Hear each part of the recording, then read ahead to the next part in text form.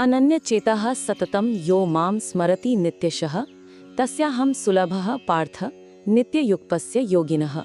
अर्थात, हे पार्थ, जो पुरुष अनन्य चित्त से सदा और निरंतर मेरा स्मरण करता है, उस नित्य युक्त योगी के लिए मैं सुलभ हूँ, अर्थात सहज ही प्राप्त हो जाता हूँ।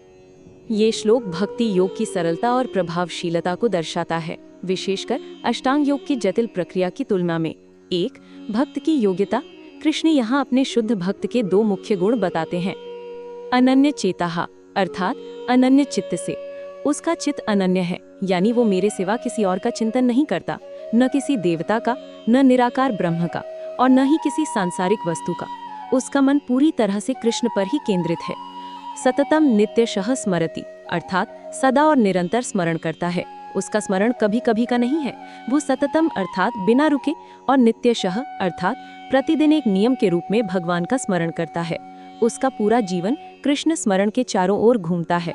2. भगवान की प्रतिज्ञा। तस्य अहम सुलभः, अर्थात मैं सुलभ हो जाता हूँ। सुलभ का अर्थ है आसानी से प्राप्त होने वाला, जबकि ज्ञानी और योगी को भगवान को प्राप्त करने के लिए कठिन साधना करनी पड़ती है।